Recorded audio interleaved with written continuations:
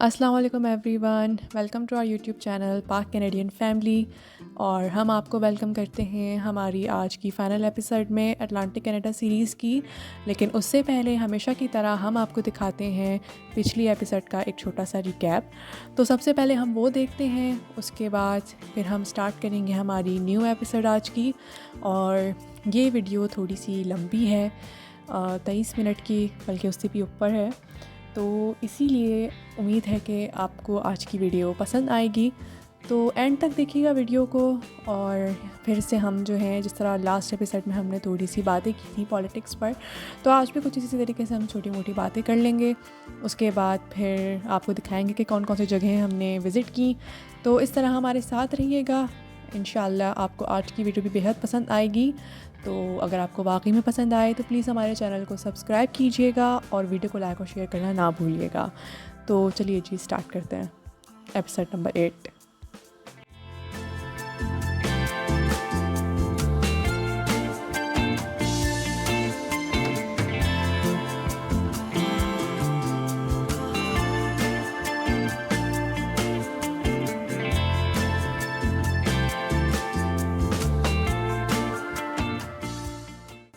अभी हम मौजूद हैं पैगी स्कोव के प्रिजर्वेशन एरिया में। और अगर आपको याद हो तो लास्ट वीडियो में, यानी कि हमारी एपिसोड नंबर 7 में, हमने आपको पैगी स्कोव का बहुत अच्छा व्यू बल्कि आपको दिखाया था, जिसमें कोस्टल एरिया था और साथ साथ में आइकॉनिक वाइट हाउस भी था। तो ये सब दिखाने के बाद आज हम आपको दिखा रहे हैं यहाँ का मेमोरियल। आगे चलकर अगर हम जैसे अभी वॉक करके आगे जाएंगे तो वहाँ पर एक मेमोरियल आएगा, वो हम आपको दिखाएंगे। और वो मेमोरियल क्यों बना, उसकी वजह ये थी कि 2 सितंबर 1998 में यहीं पे समंदर के करीब एक जहाज़ क्रैश हो गया था स्विस, जिसकी वजह से 229 लोगों की जान चली गई थी। तो उनकी याद में ये मेमोरियल जो है यहाँ पर बनाया गया आगे, जो कि हम आपको आगे चलकर दिखाएंगे। तो अगर आपको थोड़ा सा डिटेल में बताया जाए कि हादसा कैसे पेश आया, तो हुआ ये था कि स्विस एयर फ़्लाइट 111 वो न्यूयॉर्क से जनीवा जा रही थी, लेकिन सफ़र के बीच में एक फ़ायर की वजह से प्लेन ने इमरजेंसी डिक्लेयर कर दी और हैलिफैक्स एयरपोर्ट की तरफ डाइवर्ट होने की कोशिश की। लेकिन बदकिस्मती से हुआ ये कि सिर्फ कुछ ही मिनट्स के अंदर प्लेन जो है वो पैगी स्कोव के पास अटलांटिक ओशन में क्रैश कर गया। तो इस हादसे से जो है 229 लोगों की जान चली गई और कोई भी ज़िंदा नहीं बचा। तो ये एक बहुत ही ट्रैजिक स्टोरी है। तो जैसा कि आपको पता है कि कनाडा एक बायलिंगुअल कंट्री है, तो इसीलिए अगर आप लेफ़्ट साइड पे देखें तो आपको इंग्लिश लिखी नज़र आएगी, और अगर आप राइट साइड पे देखेंगे तो वहाँ पर फ्रेंच लिखी हुई है।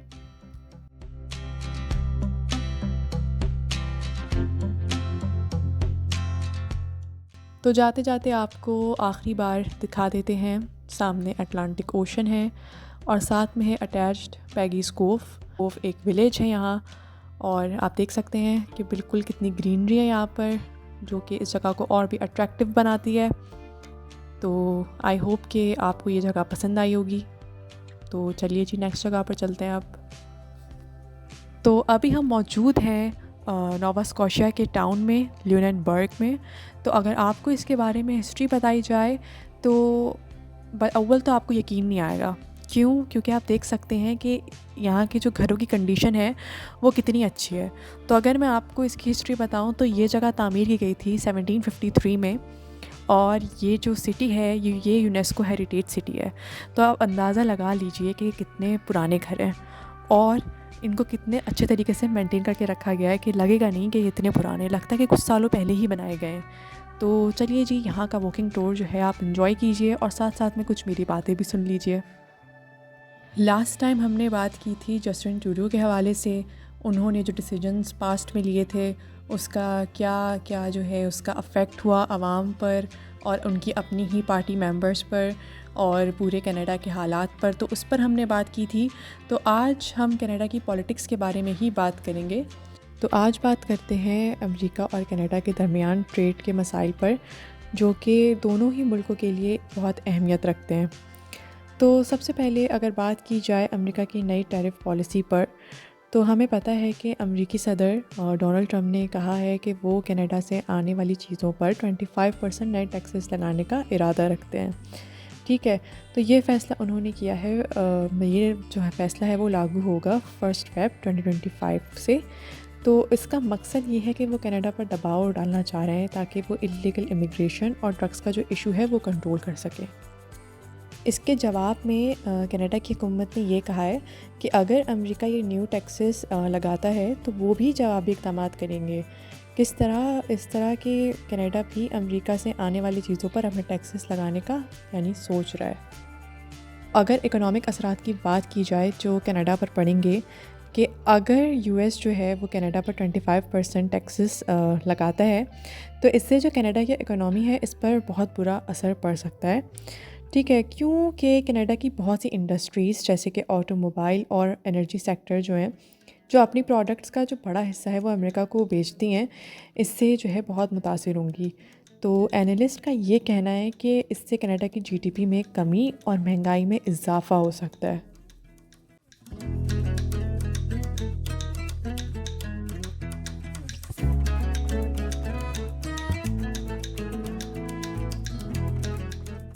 तो अगर अभी वीडियो की तरफ दोबारा वापस आएँ तो अभी भी हम लिंडनबर्ग में ही मौजूद हैं और यहाँ पर कुछ फेमस घर हैं जो कोई 1850 में बना है तो कोई अधर ही आगे पीछे जो है बना है। तो देख लें आप कितना खूबसूरत और कितना मतलब यकीन नहीं आ रहा है, मुझे तो बिल्कुल भी यकीन नहीं आ रहा कि ये बहुत पुराने बने हुए घर हैं। मुझे तो लग रहा है जैसे अभी ये कुछ सालों पहले ही बनाए गए थे।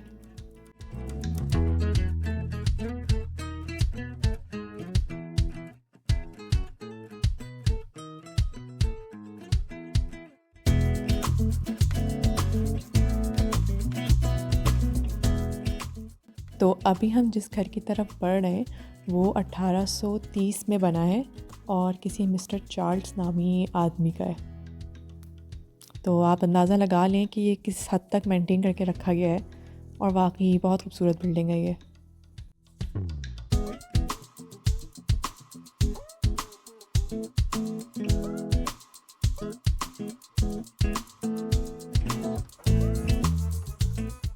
तो ये है बैंक ऑफ मॉन्ट्रियल जो नज़र आ रहा है हमें सामने। तो ये आप देख सकते हैं कि इस बिल्डिंग को देख के हम भी वाकई में कह सकते हैं कि ये बिल्डिंग बहुत पुरानी है।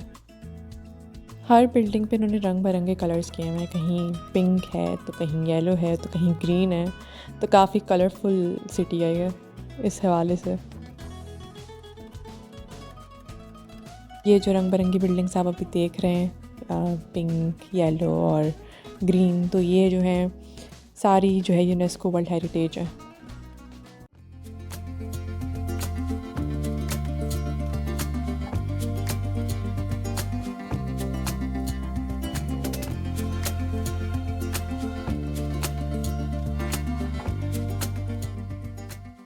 तो लिंडनबर्ग के हिसाब से अगर मैं अपने हस्बैंड की राय दूं तो वो ये कह रहे थे कि लिंडनबर्ग जो है किसी ने यूट्यूब पे नहीं देखा होगा, आज तक कोई आता भी नहीं यहाँ पे घूमने के लिए।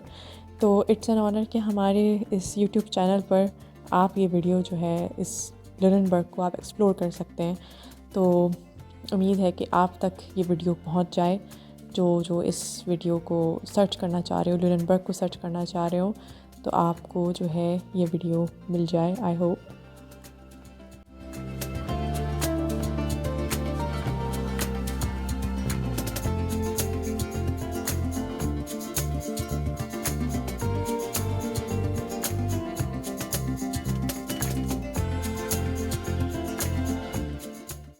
तो चलें दोबारा कनाडा की पॉलिटिक्स पर दोबारा से नज़र डालते हैं।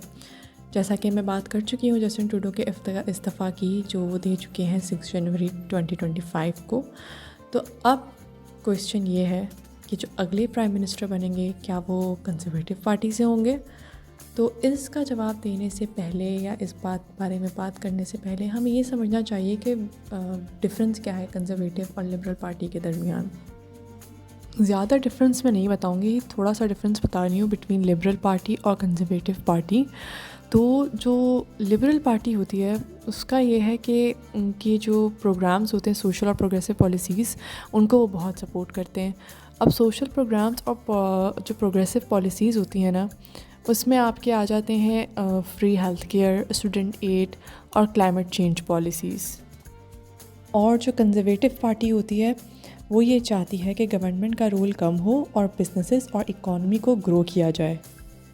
बाकी लिबरल्स, जैसा कि हम सब जानते हैं कि इमिग्रेशन फ्रेंडली होते हैं, जबकि कंजर्वेटिव्स इस हवाले से टफर स्टांस रखते हैं। एक तरफ लिबरल पार्टी जो है वो क्लाइमेट चेंज के हक़ में होती है, जबकि जो कंजर्वेटिव पार्टी होती है उसका जो मेन चीज़ होती है वो है ऑयल एंड गैस इंडस्ट्रीज़ को प्रमोट करना। तो मैं उम्मीद करती हूँ कि आपको डिफरेंस समझ आ गया होगा इन दोनों के दरमियान। तो चलिए, जहाँ हमने बात डिसकंटिन्यू की थी वहीं से कंटिन्यू करते हैं। तो बात हो रही थी कि क्या अगला जो प्राइम मिनिस्टर होगा कनाडा का, क्या वो कंजर्वेटिव पार्टी से होगा। तो इसके चांसेस जो हैं वो बहुत हाई हैं, क्योंकि ट्रूडो के इस्तीफ़ा के बाद ना कंजर्वेटिव पार्टी मज़ीद स्ट्रॉन्ग हो रही है। तो चांसेस यही हैं कि कंजर्वेटिव पार्टी नेक्स्ट टाइम आए। अगर फ़ॉरेन इंटरफेरेंस के मसले पर बात की जाए तो एक ताज़ा इन्वेस्टिगेशन के मुताबिक चाइना, इंडिया और रशिया ने कनाडा के इलेक्शंस पर असर डालने की कोशिश की थी। हालांकि गवर्नमेंट का कहना है कि इनका इलेक्शंस के रिज़ल्ट पर कोई डायरेक्ट असर नहीं पड़ता, मगर लोग इस पर सीरियस कंसर्न्स जो हैं वो रेस कर रहे हैं। तो कुल मिलाकर अगर पॉलिटिक्स की बात को यहाँ पर एंड किया जाए तो सवाल यही रेस होता है कि अगले इलेक्शन में क्या होगा। कनाडा की पॉलिटिक्स क्योंकि हम देख रहे हैं कि रैपिडली चेंज हो रही है, तो क्या कंजर्वेटिव्स अगला इलेक्शन जीतेंगे या लिबरल्स नए लीडर के साथ कम बैक करेंगे? आपका क्या ख्याल है, हमें कमेंट्स में ज़रूर शेयर कीजिएगा। तो चलिए जी, अब हम आपको दिखाते हैं ब्लू नोज़ 2, जो कि एक शिप है, लेकिन नोवा स्कॉशिया में ये एक शिप नहीं है बल्कि एक कैनेडियन लेजेंड है और नोवा स्कॉशिया की एक पहचान है। तो चलें, आपको शिप दिखाने के साथ साथ इसके पीछे जुड़ी कहानी का भी आपको बताते हैं, ठीक है। तो होता कुछ यूँ है कि 1921 में ल्यूनेनबर्ग, नोवा स्कॉशिया में एक शिप बनाई जाती है जिसे ब्लू नोज़ कहा जाता है। तो ये एक फ़िशिंग और रेसिंग स्कूनर है जो इतनी तेज़ थी कि हर रेस जीता करती थी, मगर 1946 में एक एक्सीडेंट के बाद ये डूब गई। तो अगर हम आपको इस शिप का मैकेनिज़्म बताएं कि किस तरीके से काम करती है, क्योंकि जो पुरानी ज़माने की जो शिप्स होती थी उस पे इंजन्स नहीं हुआ करते थे, ठीक है। तो इसका मैकेनिज़्म ज़रा समझते हैं काम कैसे करती थी। ये काम इस तरह करती थी कि समझ लीजिए कि ये एक बड़ा जहाज़ होता है, ठीक है, जिसको हम स्कूनर कहते हैं।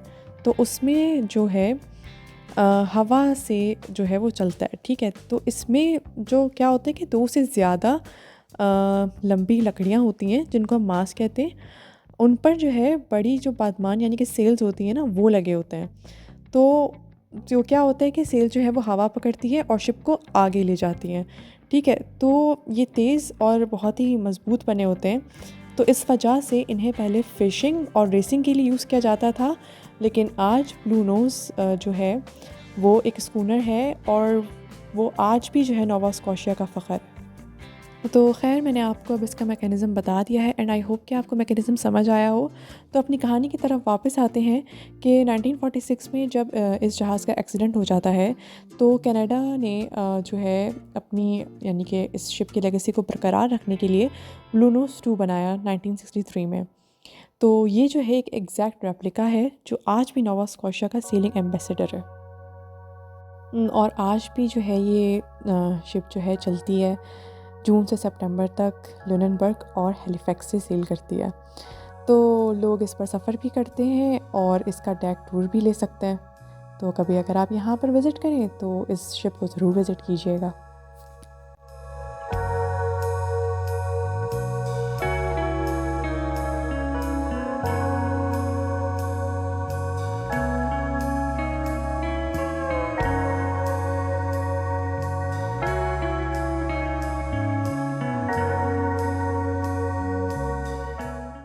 तो अभी भी हम ल्यूनेनबर्ग का ही आपको टूर दिखा रहे हैं। तो यहाँ पर आप इंजॉय कीजिए। साथ साथ में हम सोच रहे हैं कि किसी और मौजू पर भी बात कर लेते हैं। तो जो हम एक नई डिस्कशन आज करेंगे दूसरी अपार्ट फ्रॉम पॉलिटिक्स, वो है टेक्नोलॉजिकल एडवांसमेंट्स और एआई की। तो जैसा कि हम सभी जानते हैं कि एआई ने हर फील्ड में अपना रंग दिखाया है और 2025 में ये और भी इवॉल्व हो रही है। तो चलिए देखते हैं कि एआई की मदद से कौन से नए इनोवेशंस हो रहे हैं। अगर सबसे पहले हम बात करें हेल्थ केयर की, तो एआई जो है अब डॉक्टर्स की मदद कर रहा है, जैसे कि डायग्नोसिस करने में और पेशेंट्स का ट्रीटमेंट प्लान तैयार करने में। तो ये काफ़ी फ़ास्ट है और एक्यूरेट है, इससे पेशेंट्स को जल्दी और बेहतर ट्रीटमेंट मिल रहा है। लेकिन अगर हम इस टेक्नोलॉजी के एक कॉन की बात करें तो वो ये है कि अगर एआई गलत प्रेडिक्शन कर ले तो ये पेशेंट की जो हेल्थ है उसको रिस्क में डाल सकता है। और अगर हम एजुकेशन के हवाले से बात करें कि एआई जो है एजुकेशन में किस तरह यूज़ किया जा रहा है, वो इस तरह कि एआई जो है अब पर्सनलाइज्ड लर्निंग प्लेटफॉर्म्स में यूज़ हो रहा है, जो हर स्टूडेंट्स की लर्निंग स्टाइल को समझकर उनको बेस्ट स्टडी मटेरियल जो है वो प्रोवाइड करता है। तो ये स्टूडेंट्स को अपनी स्पीड से सीखने में मदद देता है। लेकिन इसका डाउनसाइड ये है कि सब स्टूडेंट्स के पास एडवांस्ड एआई टूल्स नहीं होते जो उनकी एक्सेसिबिलिटी को लिमिट कर सकता है। खैर, अभी मैं बीच में मौजू से हटकर बात करना चाहूँगी कि अभी जिस स्ट्रीट में हम वॉक कर रहे हैं वो नहायत ही खूबसूरत है। किस तरीके से खूबसूरती से फ्लावर्स की सजावट की हुई है, ये बात मैं करना चाह रही थी, लेकिन मैंने सोचा कि पहले मैं अपना एजुकेशन वाली पॉइंट जो है वो एक्सप्लेन कर दूँ, उसके बाद फिर मैं ये बात करूँ। तो वाकई ये देख के मुझे बहुत अच्छा लगा। अब अपने टॉपिक पर वापस आते हैं और बात करते हैं एआई की ऑटोमेशन में किस तरह यूज़ किया जा रहा है। तो ऑटोमेशन भी जो है एआई के थ्रू बहुत इवॉल्व हो रही है कि एआई पावर्ड रोबोट्स अब फैक्ट्रीज़ और वेयर हाउसेस में काम कर रहे हैं। ये ह्यूमन वर्कर्स की मदद करते हैं, काफ़ी टाइम और एफर्ट सेव करते हैं। लेकिन एक प्रॉब्लम ये है कि एआई जॉब्स को रिप्लेस कर रहा है, जो एम्प्लॉयमेंट का कॉज बन सकता है। तो अभी हम मौजूद हैं डेलहाउजी यूनिवर्सिटी के सेक्सटन कैंपस में, और हम कहाँ मौजूद हैं? अभी हम मौजूद हैं हैलिफैक्स, नोवा स्कॉशिया में।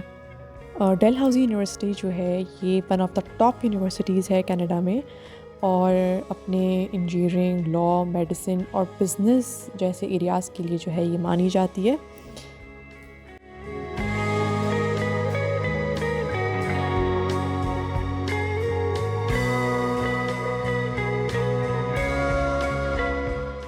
अभी हम आपको दिखा रहे हैं यूनिवर्सिटी का जिम्नाजियम। बिल्कुल सामने जो बिल्डिंग है वो जिम्नाजियम है, और बाकी चले आपको थोड़ा सराउंडिंग का टूर भी आपको कराते हैं। तो ये जो कैंपस है वो मौजूद है हैलिफैक्स डाउनटाउन के करीब, तो इसीलिए स्टूडेंट्स को सिटी का वाइब्रेंट एक्सपीरियंस यहाँ पर मिलेगा, जहाँ आप शॉपिंग कर सकते हैं, रेस्टोरेंट्स पर जा सकते हैं और कल्चर को एंजॉय कर सकते हैं। तो अभी हम आपको टूर करवा रहे हैं डेलहाउजी यूनिवर्सिटी का। तो आप देख सकते हैं कि यहाँ पर मुख्तलिफ़ बिल्डिंग्स बनी हुई हैं, तो उन बिल्डिंग से कुछ नाम भी उन्होंने दिए हुए हैं। तो ये है कि आप देख सकते हैं कि मुख्तलिफ़ बिल्डिंग्स पर मुश्तमिल ये पूरी यूनिवर्सिटी है। अब अपने एआई के टॉपिक पर वापस आते हैं और इसको बस ख़त्म करते हैं अब इस टॉपिक पर कि एआई हमारी रोज़मर्रा ज़िंदगी में किस तरह काम आता है। हम सबको पता है कि एआई अब हमारी एवरीडे लाइफ का हिस्सा तो बन ही चुका है।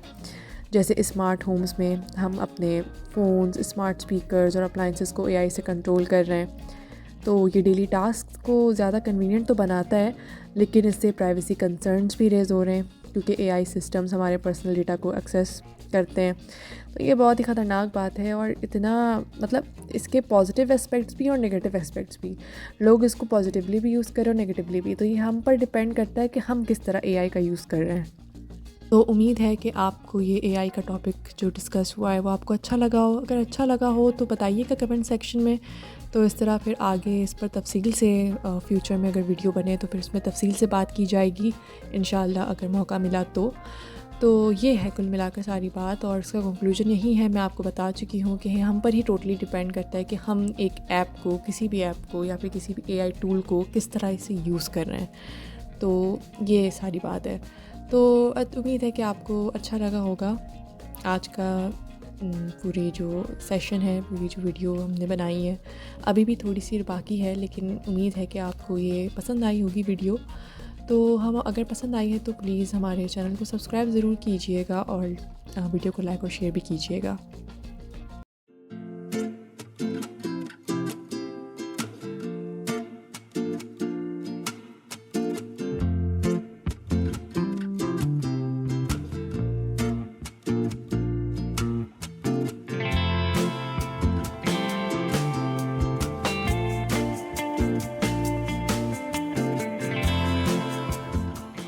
तो भाई अब हम जा रहे हैं वापस from Halifax international airport to Montreal. तो इस तरह हमारा जो पूरा सफ़र है वो यहाँ पर होता है ख़त्म। और अव्वल तो अगर आप एयरपोर्ट देखें तो माशाल्लाह से बहुत ही साफ़ सुथरा एयरपोर्ट है ये, तो देखने में बहुत अच्छा लग रहा है। तो खैर फिर इस एयरपोर्ट से हम वापस मॉन्ट्रियल चले जाएंगे और उसके बाद जो है ये हमारी जो सीरीज़ है ये भी ख़त्म हो जाएगी, अटलांटिक कनाडा सीरीज़, जिसकी टोटल 8 एपिसोड्स थी। एंड आई होप कि आपने 8 के 8 देखी होंगी। तो अगर आपने कोई एपिसोड नहीं देखी है तो अभी हमारे चैनल पे जाइए और प्लेलिस्ट में अटलांटिक कनाडा सीरीज़ के नाम से सारी एपिसोड्स आपको वहाँ पर मिलेंगी। तो देखिए, अपना कमेंट हमारे साथ शेयर कीजिए आपको कैसी लगी। तो इस तरह जो है आप हमसे कनेक्टेड रह सकते हैं। और अगर आप YouTube के अलावा हमें किसी और सोशल मीडिया प्लेटफॉर्म पर चाहते हैं तो हम इंस्टाग्राम पर भी अवेलेबल हैं पाक कैनेडियन फैमिली के नाम से, तो आप वहाँ भी हमें फॉलो कर सकते हैं।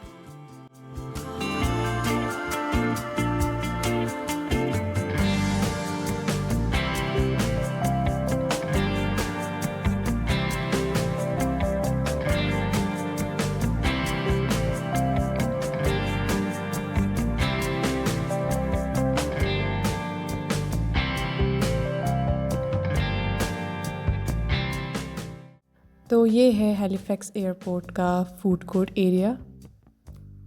टिम हॉर्टन्स जैसे ब्रांड्स यहाँ पर मौजूद हैं। तो हम आगे जाएंगे बोर्डिंग की तरफ, और जिस फ़्लाइट से हम वापस जा रहे हैं from Halifax international airport to Montreal वो है फ्लेयर एयरलाइंस, जो कि बहुत ही लो कॉस्ट एयरलाइन है। काफ़ी अफोर्डेबल फेयर्स जो है ये ऑफ़र करती है। तो अगर आप बजट ट्रैवल चाहते हैं तो फेयर एयरलाइन से एक अच्छा ऑप्शन जो है वो हो सकता है। तो इसी के साथ करते हैं अपनी वीडियो का इख्तिताम, और उम्मीद करते हैं कि आज की पूरी वीडियो आपको बहुत पसंद आई होगी। इतनी बड़ी वीडियो आज तक कभी मैंने एडिट नहीं की है, it was my first experience. तो कमेंट सेक्शन में ज़रूर बताइएगा कि आपको कैसी लगी। और हाँ, इसमें मेरे हस्बैंड का सबसे ज़्यादा हाथ है, क्योंकि उन्होंने ही सारी वीडियोज़ बनाकर मुझे भेजी हैं, जो कि मैंने कंपाइल करके आपके साथ वॉइस ओवर करके शेयर कर दी हैं। तो उम्मीद करते हैं कि आपको हमारी ये मेहनत पसंद आई होगी और आप इसको सराहेंगे। तो इंशाल्लाह मिलेंगे अपनी नेक्स्ट वीडियो में नेक्स्ट सीरीज़ के साथ, और देखते हैं कि वो सीरीज़ कब तक अपलोड होती है। तो खैर, इसी तरह अपना ख्याल रखिएगा और हमारे चैनल को देखते रहिएगा, सपोर्ट करते रहिएगा। और जिसने अभी तक चैनल को सब्सक्राइब नहीं किया है तो प्लीज़ उसे सब्सक्राइब कर दीजिए, और साथ साथ में वीडियो को लाइक और शेयर करना ना भूलिएगा। तो okay, thank you so much. इंशाल्लाह नेक्स्ट वीडियो में मिलेंगे। अल्लाह हाफ़िज़।